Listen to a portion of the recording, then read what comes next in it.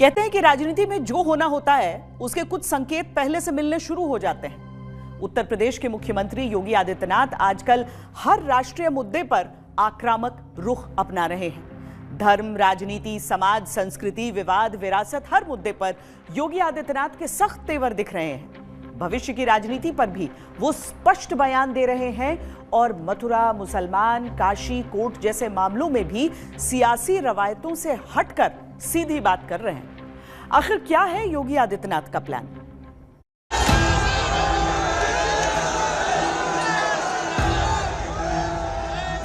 मैं एक सामान्य नागरिक हूं, उत्तर प्रदेश का।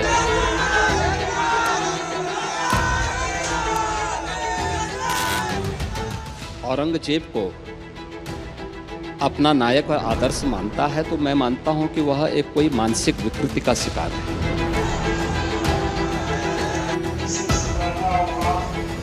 उत्तर प्रदेश में मुसलमान सबसे ज्यादा सुरक्षित है। कोई सभ्य मुसलमान भी अपने पुत्र का नाम औरंगजेब नहीं रखता है। जो जैसे समझेगा उसको उसी भाषा में समझाना चाहिए। संभल एक सच्चाई है। कार्य पद्धति से ऐसे लगता है कि मैं बंद के काम कर रहा हूं।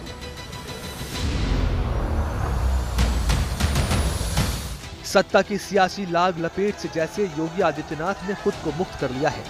पार्टी के एजेंडे को लेकर के आगे बढ़ रहे हैं और जो सुशासन का है, सुरक्षा का है, उसको लेकर के हम लोग चल रहे हैं। जो दिल में है वो जुबान पर है और जो जुबान पर है वो एक्शन है।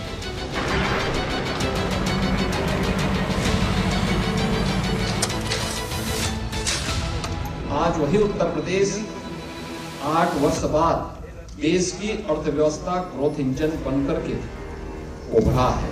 जो हमारा है वो हमें मिल जाना चाहिए। आपका विधायक घोषणा करो ना, उस कमबख्त को निकालो पार्टी से और उसको एक बार यूपी भेज दीजिए, बाकी उपचार हम अपने आप करवा लेंगे। दूसरों को उपदेश देते हैं आप लोग, लेकिन स्वयं उसको आचरण में उतारे होते तो संभवतः इतनी करारी हार नहीं होती और 2027 में भी इतनी करारी हार नहीं होने वाली। योगी आदित्यनाथ अपने तेज तर्रार तेवरों के लिए हमेशा जाने जाते हैं, लेकिन अब जिस तरह वो बयान दे रहे हैं उसमें 8 साल की कुर्सी का अनुभव भी है और मुख्यमंत्री बनने से पहले की राजनीति का अंश भी। वो कई बार उन लकीरों को भी मिटा रहे हैं जिन्हें राजनीति में पार करना निषेध समझा जाता है। अगर हिंदू सुरक्षित है तो मुसलमान भी सुरक्षित है।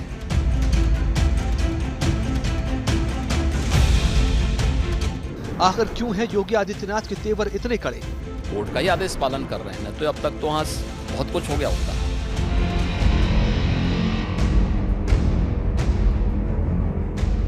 आखिर क्यों योगी आदित्यनाथ संवेदनशील मुद्दों पर भी बेबाक है?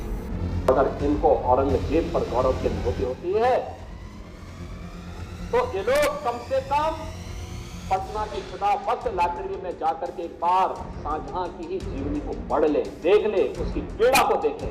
हाँ, जिनका आचरण औरंगजेब जैसा है वे लोग औरंगजेब पर गौरव की अनुभूति करें। अगर अबू आसिम आजमी ने औरंगजेब की बात कही, आखिर चल क्या रहा है योगी आदित्यनाथ के मन में? मैं एक योगी हूं और योगी के रूप में ही काम करना चाहता हूं। बीजेपी की राष्ट्रीय राजनीति में सौगात मोदी और मुस्लिम समावेश की बातें उठ रही हैं, लेकिन हिंदुत्व के मुद्दे पर योगी आदित्यनाथ के तेवर पहले से और कड़े होते जा रहे हैं। आखिर क्या है उनकी राजनीति का ये नया रूप? तो दुनिया मुझे कुछ भी सोचे मेरे बारे में, ये सच है। मैंने भगवत बाना धारण किया, ये मेरी पहचान है और एक दिन पूरी दुनिया पहनने की देखा।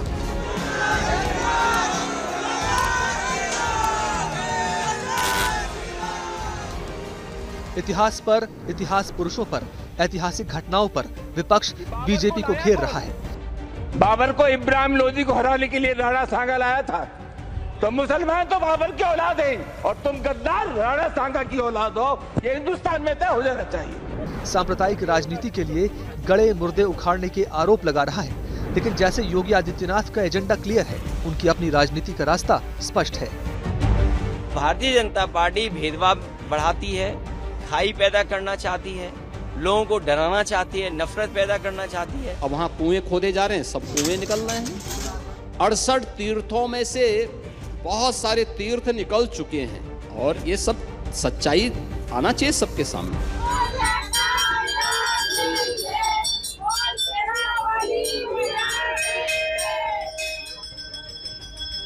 क्या योगी आदित्यनाथ भविष्य की राजनीति का अभी से खाका खींच रहे हैं? कर्नाटक सरकार के द्वारा धर्म के आधार पर आरक्षण, यह बाबा साहब भीमराव अंबेडकर के द्वारा दिए गए संविधान का अपमान है।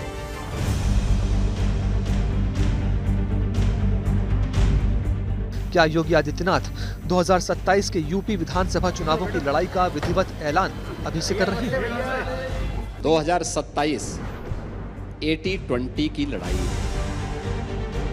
80%, 80+ बीजेपी और सहयोगी होंगे, 20 में बाकी सब होंगे। आप देखना, यही रिजल्ट आने वाला है।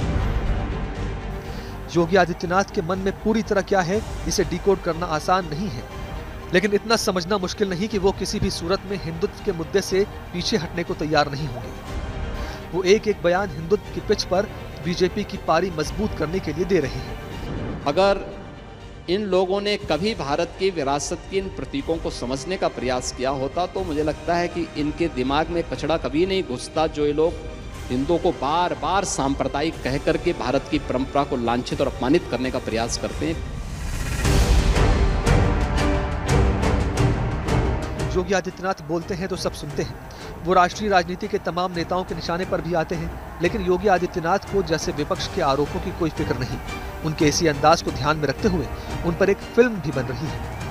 पर्दे पर योगी आदित्यनाथ का किरदार कैसा भी रहे, लेकिन यूपी और देश की राजनीति में जिस तरह वो आगे बढ़ रहे हैं वो बहुत कुछ कहता है। राजनीति संकेत तो देती है, लेकिन पत्ते सही वक्त आने पर ही खोलती है। योगी आदित्यनाथ के मन में क्या है, इसका जवाब आने वाले समय की राजनीति में मिलेगा।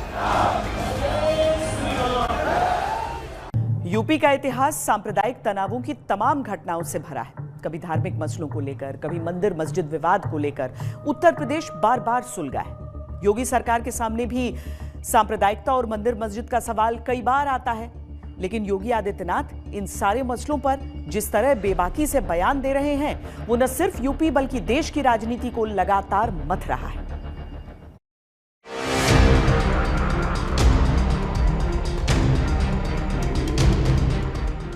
मृत्यु नहीं, ये मृत्युंजय महाकुंभ है।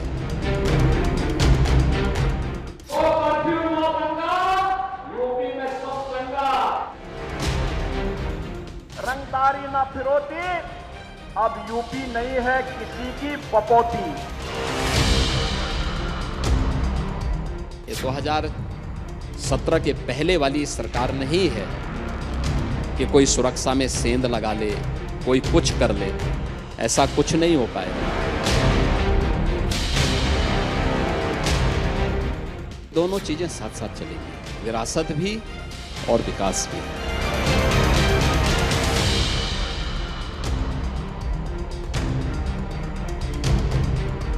होली साल में एक बार में पड़ती है और जुमे की नमाज तो हर सप्ताह पढ़नी है। स्थगित भी हो सकती है, कोई बाध्यकारी तो है नहीं कि होना ही होना है।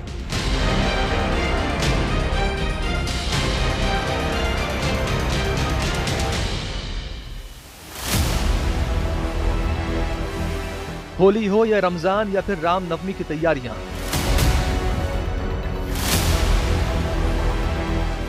योगी सरकार की तरफ से जारी फरमान सत्ता और विपक्ष के बीच आर पार की लड़ाई की लकीर खींच देते हैं। सवाल उठता है कि जो हमेशा से होता आया है उस पर नए आदेश क्यों? जवाब योगी आदित्यनाथ उतनी ही स्पष्टता से देते हैं।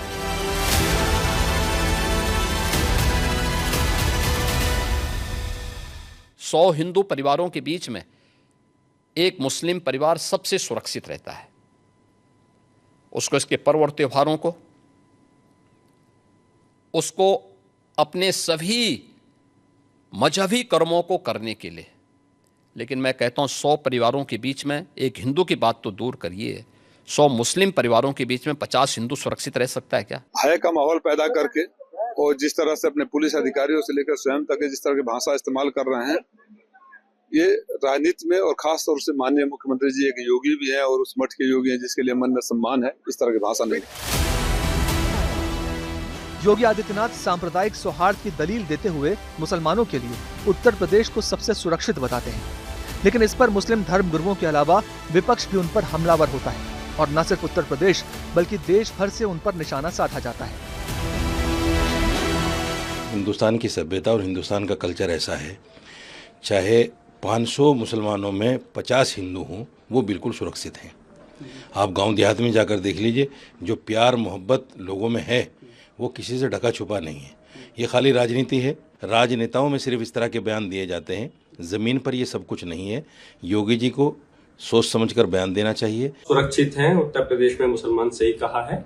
और अभी हमारे संभल के अंदर किस तरह से 5 लोगों की जान गई है, आप लोगों ने खुद देखा है। और जिस तरह से लोगों के साथ हमारे इस प्रदेश के अंदर हमारे जो धार्मिक स्थल हैं उनके ऊपर आए दिन परेशानी हमें उठानी पड़ रही है। एनकाउंटर करते हैं, बुलडोजर चला देते हैं, कौन सा आपने काम किया बताइए वहां पर। ये जो भाषा रही है आदरणीय मुख्यमंत्री योगी आदित्यनाथ जी की, सभी जानते हैं कि सबसे ज्यादा जो मुसलमानों के डेमोक्रेटिक राइट्स का जो हनन हुआ है वो उत्तर प्रदेश में हुआ। सबसे ज्यादा फेक इनकाउंटर 2017 के बाद उत्तर प्रदेश में ब्राह्मण समाज के लोगों का हुआ। अयोध्या के बाद आरएसएस ने भी कहा था कि अब जरूरत नहीं कि हर मस्जिद के नीचे मंदिर ढूंढा जाए, लेकिन योगी आदित्यनाथ संभल में हरिहर मंदिर के बाद पुराणों में वर्णित हर तीर्थ को खोजने और उसे वापस हिंदू आस्थावानों को सौंपने का संकल्प दोहराते हैं। योगी आदित्यनाथ डंके की चोट पर संभल को एक सच्चाई बताते हैं। संभल एक सच्चाई है। 3500 साल पहले इस्लाम का अस्तित्व था क्या? था ही नहीं। लेकिन 3500 वर्ष पहले थे ही नहीं भाई। लेकिन हमारा पुराण तो इस बात को कहता है, श्री हरि विष्णु का जो 10वां अवतार होगा वह संभल में होगा। और वहां पे 68 तीर्थ थे, 19 कुएं थे। आप आश्चर्य करेंगे, ये 68 तीर्थ और 19 कुओं को सबको कब्जा करके नष्ट कर दिया गया। अब वहां कुएं खोदे जा रहे हैं, सब कुएं निकल रहे हैं। और ये सब सच्चाई आना चाहिए सबके सामने।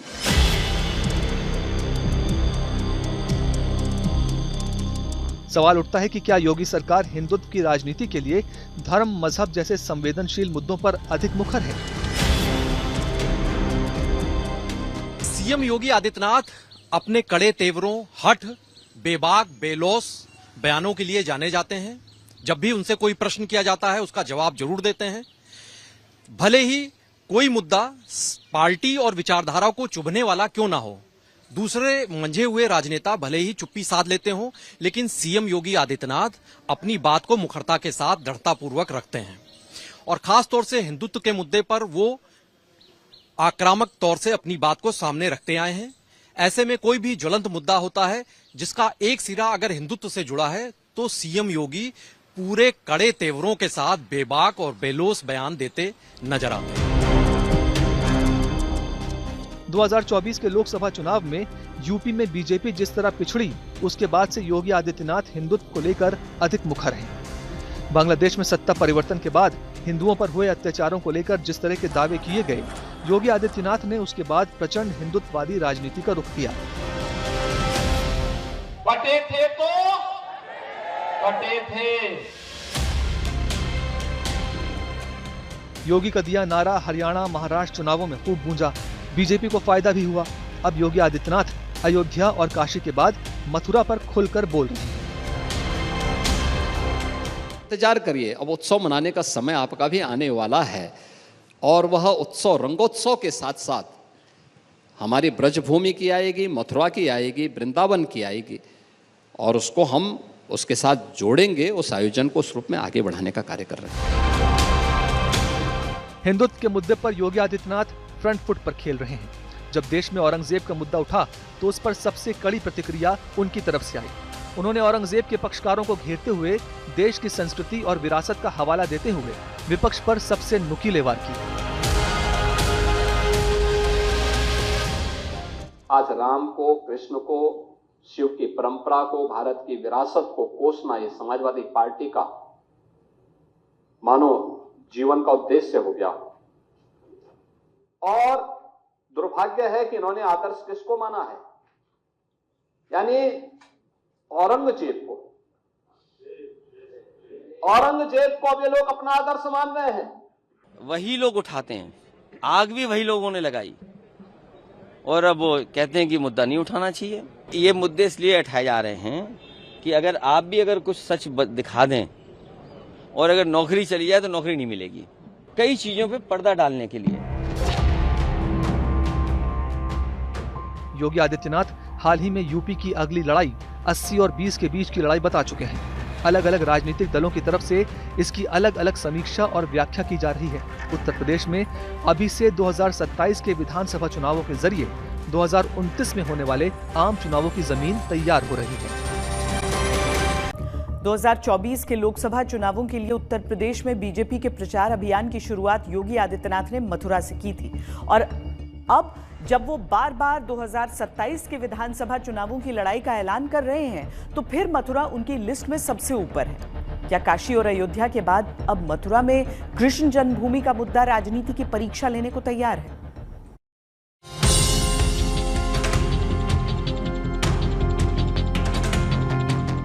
ये हमारा सौभाग्य है कि स्पिरिचुअल टूरिज्म को आगे बढ़ाने के साथ साथ उत्तर प्रदेश के अलग अलग क्षेत्रों को हम लोगों ने इस रूप में आगे बढ़ाया है।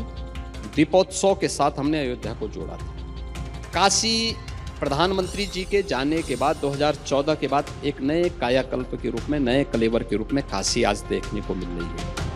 इंतजार करिए, अब उत्सव मनाने का समय आपका भी आने वाला है। हमारी ब्रजभूमि की आएगी, मथुरा की आएगी, वृंदावन की आएगी।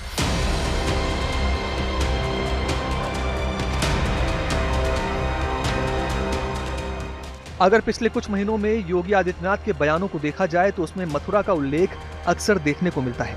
तो क्या यह भविष्य की राजनीति का कोई संकेत है? क्या मथुरा को लेकर योगी आदित्यनाथ के मन में कोई मेगा प्लान है?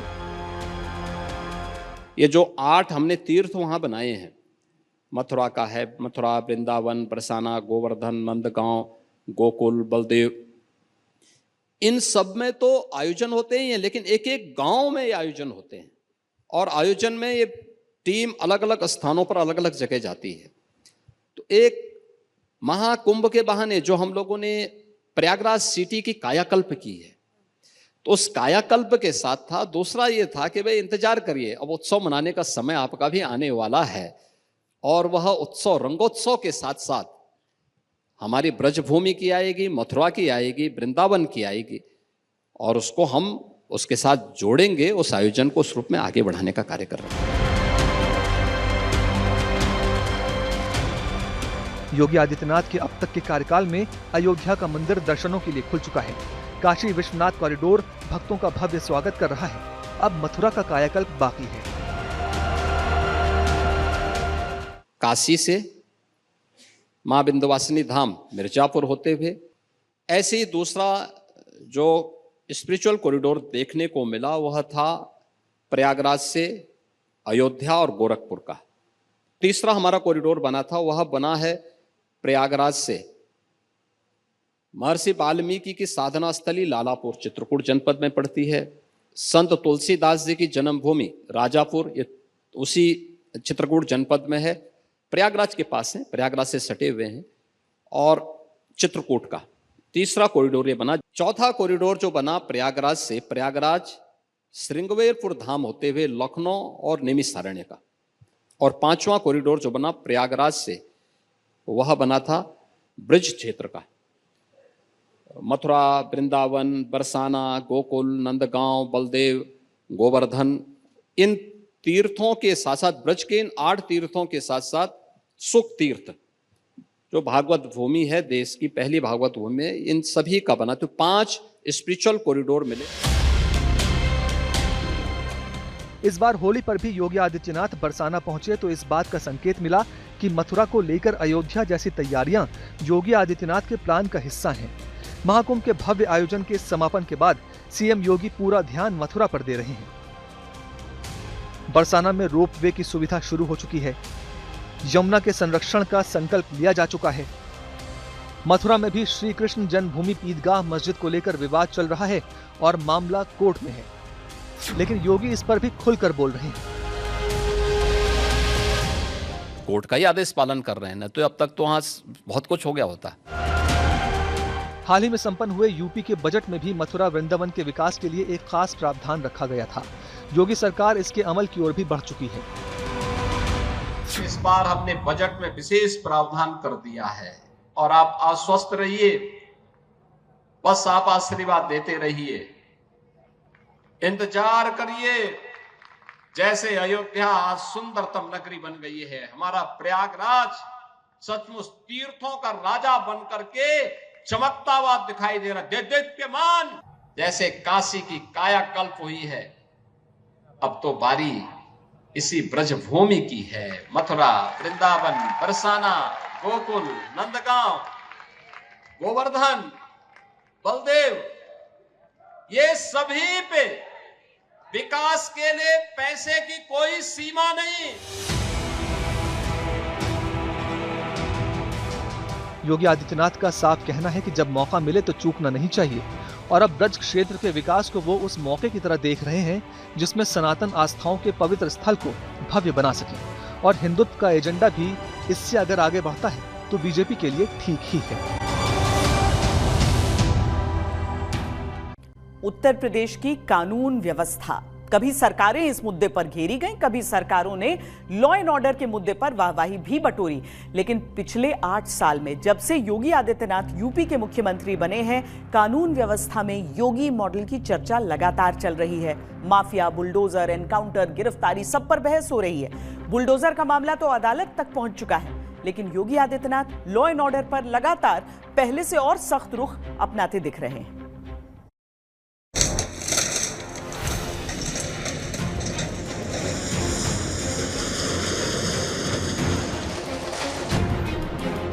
दंगों से वो डरेगा जो उन दंगाइयों के सामने घुटने टेक करके नाक रगड़ते हैं। उनको घुटनों के बल चलने के लिए हम मजबूर कर लेते हैं और ठीक भी करते हैं उनको। दबंग स्टाइल नहीं, ये हमारी शराफत का स्टाइल।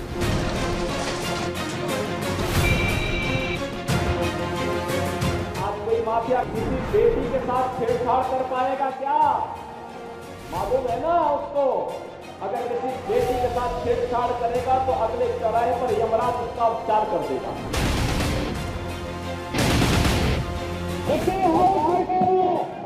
इस माफिया को मिट्टी में मिला देंगे।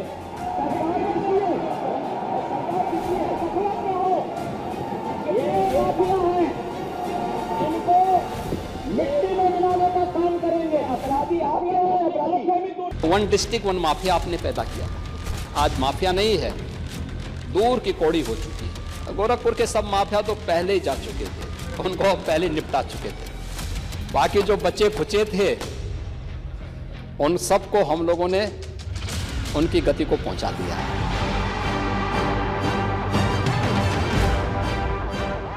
योगी आदित्यनाथ की पहचान ही लॉ एंड ऑर्डर से जुड़ चुकी है।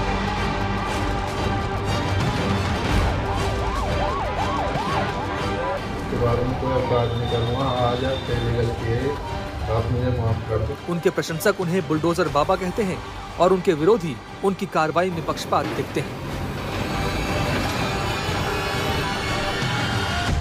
जो भारतीय जनता पार्टी के अपने विभाग के आंकड़े हैं, वो खुद आंकड़े बताते हैं कि सबसे ज्यादा असुरक्षित महिलाएं और बेटियां कहीं हैं तो वो उत्तर प्रदेश में हैं। सबसे ज्यादा साइबर फ्रॉड अगर कहीं हो रहा है तो वो उत्तर प्रदेश में हो रहा है। प्रदेश की क्या हालत है आज, जो बेटियों का और बहनों का जो हाल है, जो लगातार उत्पीड़न के मामले, बलात्कार के मामले सामने आ रहे हैं और सरकार और पूरा प्रशासन केवल मूर्ख दर्शक बनके रहा है और ना कोई एक्शन लिया जा रहा है, ना कोई इस तरह की कार्रवाई की जा रही है और ना ही किसी तरह की प्लानिंग की जा रही है जिससे कि जो आज के हालात हैं उनको सुधार किया जाए।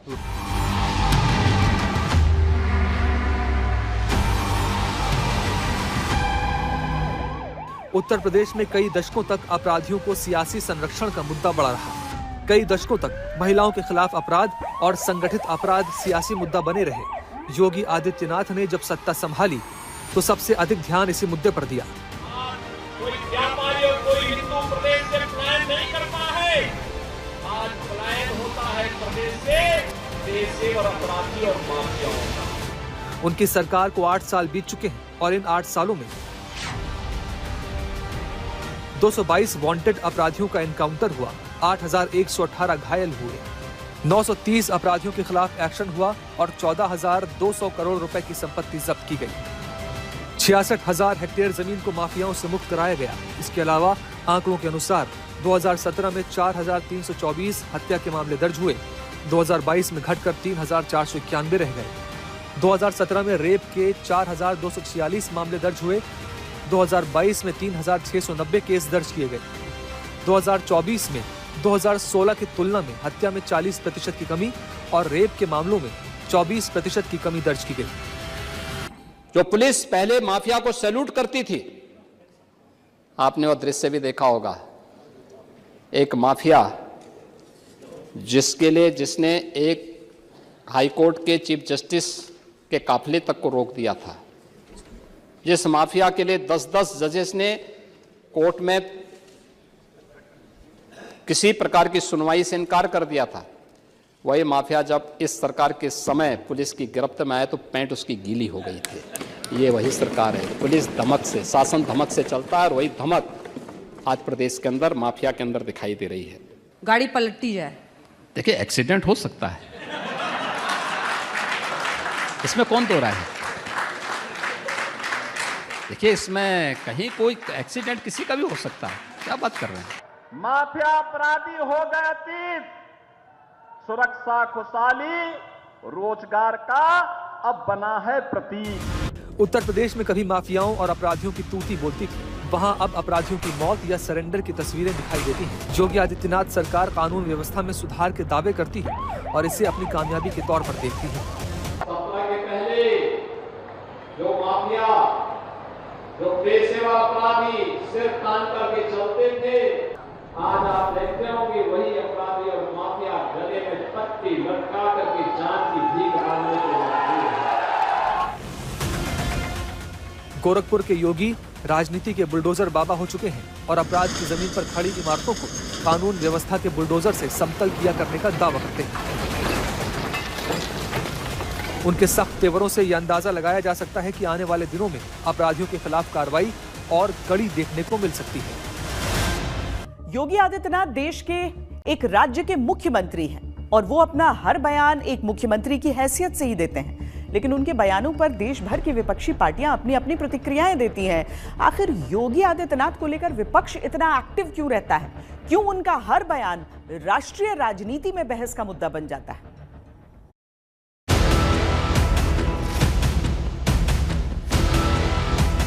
राहुल जैसे कुछ नमूने जरूर रहने चाहिए, जिससे एक रास्ता हमेशा के लिए साफ होता रहे, अच्छा रहता है, बना रहे। और राष्ट्रीय मुद्दों पर योगी आदित्यनाथ की बोली से विपक्ष में खलबली सी क्यों मची रहती है? क्यों उत्तर प्रदेश में दिया गया उनका एक बयान देश की राजनीति में भूकंप ला देता है? और क्यों योगी आदित्यनाथ लगातार विपक्ष के निशाने पर रहते हैं? वो एक साधु के बेस में रहते हैं, लेकिन अच्छे पॉलिटिशियंस बन गए हैं, चीफ मिनिस्टर भी बने हैं, गेरुआ कपड़े पहनते हैं और सर पे बाल भी नहीं रखते। पार्टी भेदभाव बढ़ाती है, खाई पैदा करना चाहती है, लोगों को डराना चाहती है, नफरत पैदा करना चाहती है। एक मोर्चे पर योगी रहते हैं और दूसरी तरफ पूरा विपक्ष। दोनों तरफ से लगातार जुबानी जंग जारी रहती है।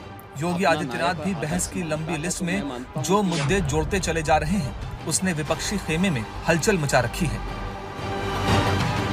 आक्रांताओं का महिमा मंडन, हिंदू मुसलमान विवाद, दंगाइयों पर कड़ा एक्शन, संभल के तीर्थ स्थल, राहुल गांधी की राजनीति, समाजवादी पार्टी की राजनीति, यूपी का लॉ एंड ऑर्डर, सनातन धर्म और हिंदुत्व।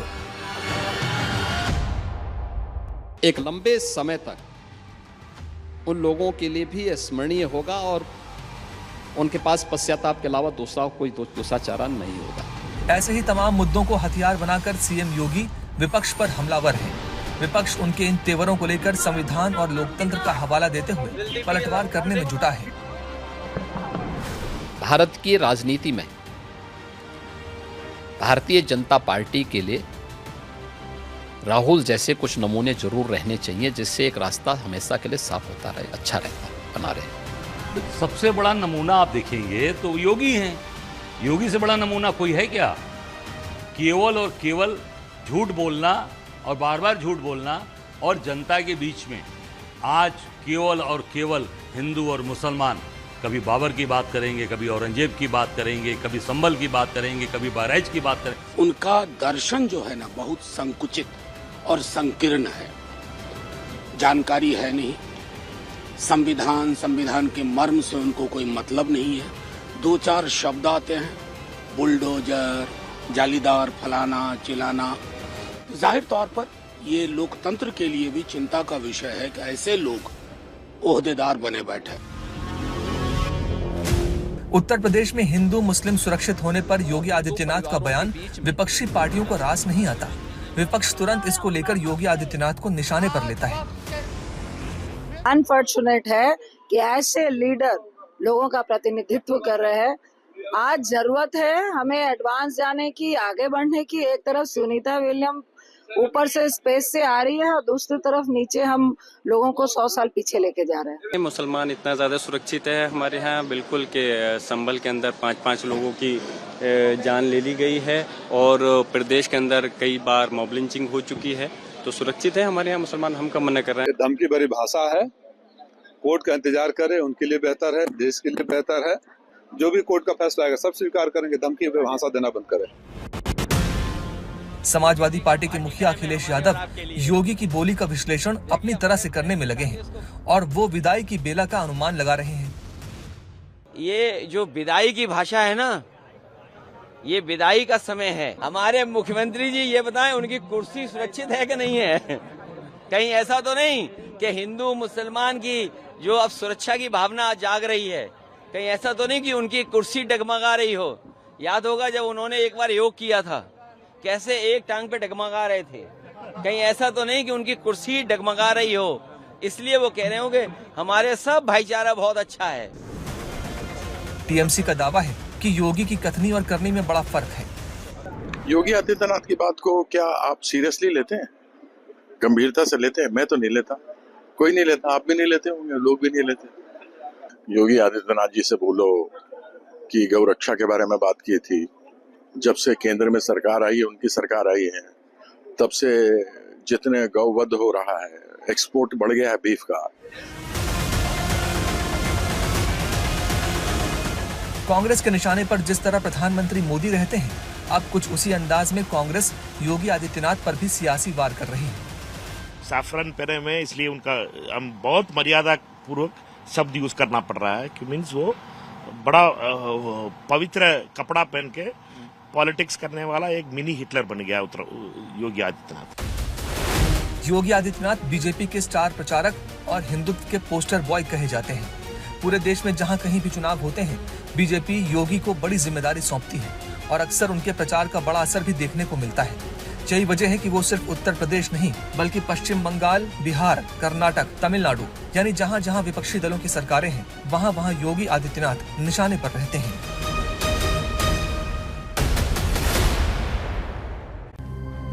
योगी आदित्यनाथ यूपी की राजनीति में बीजेपी का सबसे बड़ा और मुखर चेहरा है, लेकिन साथ ही वो बीजेपी के स्टार प्रचारक भी हैं, लिहाजा वो केंद्र की राजनीति में भी अपनी एक स्पष्ट राय रखते हैं और इसी के चलते विपक्ष के केंद्रीय दलों के निशाने पर भी रहते हैं। पिछले लोकसभा चुनावों के दौरान जब ये मुद्दा विपक्ष ने उठाया कि चुनाव के बाद योगी की कुर्सी चली जाएगी, तो इसने नतीजों पर असर डाला था।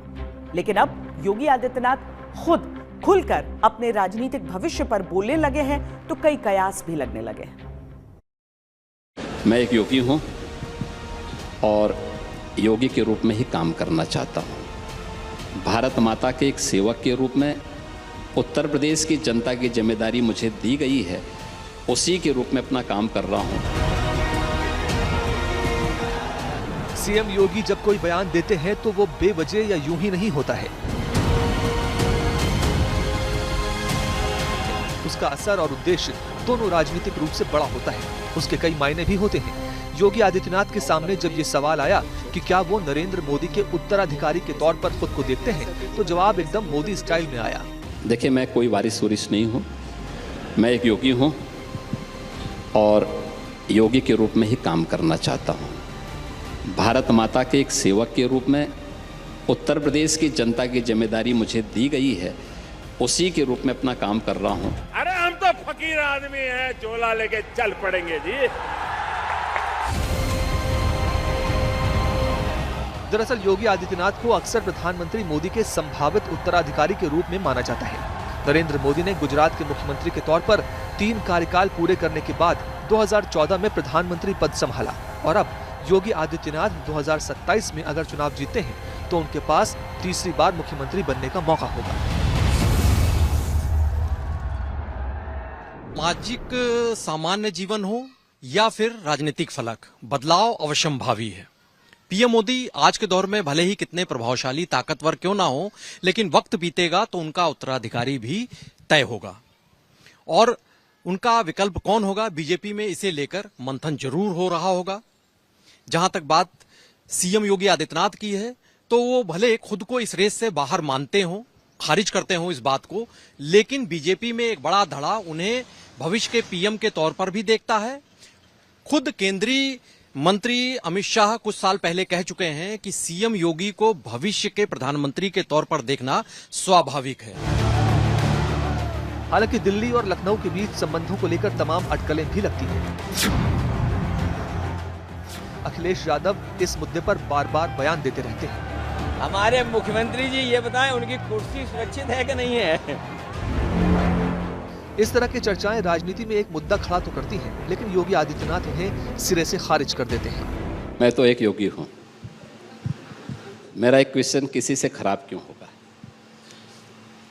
प्रधानमंत्री जी हमारे नेता हैं, अपने राष्ट्रीय अध्यक्ष जी और राष्ट्रीय नेतृत्व का सम्मान करना मेरा धर्म है और वह हम लोग पूरी प्रतिबद्धता के साथ करते हैं। देखिए, जब मैंने संन्यास लिया था तब भी लोगों ने ऐसी बात कही थी, तब भी लोग कहते थे, ढेर सारी टिप्पणी करते थे, बहुत सारी बातें करते थे। अगर हम इन अफवाहों के उसमें पड़े तो फिर कुछ नहीं कर पाएंगे। सीएम योगी ने प्रधानमंत्री पद की दावेदारी के सवाल को टाल दिया, लेकिन 2027 का चुनाव उनके लिए निर्णायक होगा। फिलहाल उनका पूरा फोकस यूपी चुनाव पर है, क्योंकि दिल्ली का रास्ता आज भी उत्तर प्रदेश से होकर ही जाता है।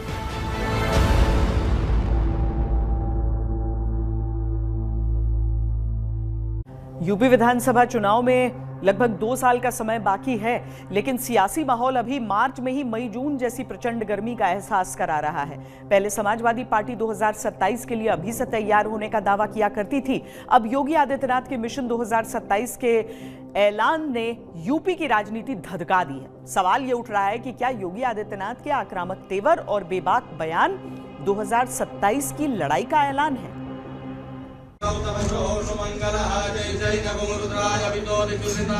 आस्था के सवाल पर अड़िग, धर्म के मामलों पर सख्त, कानून के मुद्दे पर आक्रामक। जो उन दंगाइयों के सामने घुटने टेक करके नाक रगड़ते हैं, उनको घुटनों के बल चलने के लिए हम मजबूर कर लेते हैं। हिंदुत्व के मसले पर हुंकार। क्या सारी कवायदें 2027 के चुनावों के लिए हैं? जो लाल टोपी है ना, रेड अलर्ट है। यह सिलसिला थमना नहीं चाहिए और इसके लिए यहाँ पे डबल इंजन होना ही चाहिए। अभी हाल ही में योगी आदित्यनाथ ने अपनी सरकार के 8 साल पूरा होने पर सेवा, सुरक्षा और सुशासन की बात तो की, लेकिन विपक्ष को लेकर कोई बयान नहीं दिया। ये उनकी उस शैली से उलट था जिसके लिए वो जाने जाते हैं। डबल इंजन सरकार ने विकास का, सुरक्षा का और सुशासन का एक मॉडल दिया है। ये मॉडल चाहे वह इंफ्रास्ट्रक्चर डेवलपमेंट का हो,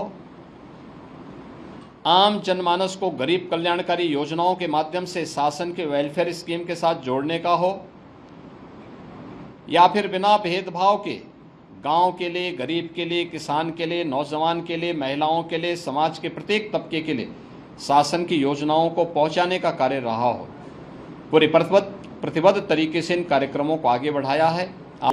देश की दूसरी 8 साल के कामकाज का लेखा जोखा गिनाते समय विपक्ष पर योगी आदित्यनाथ का एक भी वार न होना ये दर्शाता है कि बीजेपी अपनी रणनीति का विस्तार कर रही है। दूसरी तरफ समाजवादी पार्टी को पीडीए पर भरोसा है और बीजेपी के 2027 की तैयारियों के सामने वो पीडीए पर दांव चलने का दावा कर रही है। आप संदेश दीजिए 2027 में कि इंडिया गठबंधन और पीडीए की रणनीति चुनाव जीत करके सरकार बनाने जा रही है 2027 में।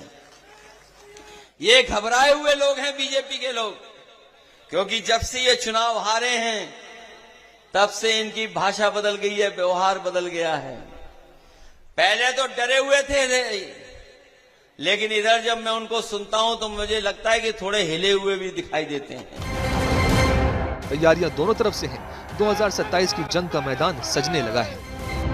जैसे कि मैं सो रहा हूं तो पिताजी को जगाना है मुझे, तो वो डायरेक्ट उठाने के बजाय, और हिंसा की परंपरा मेरे यहाँ नहीं थी सौभाग्य से, तो वो क्या करते थे कि उस कमरे में आ जाएंगे या बाहर से गुजरेंगे और चौपाई बोलेंगे, प्रात काल उठ के रघुनाथा मात पिता गुरु नावही माता। कभी कभी मैं गुस्से में उठ करके अरे पापा चरण स्पर्श किया और सो गया, मैंने कहा अब मत उठाना।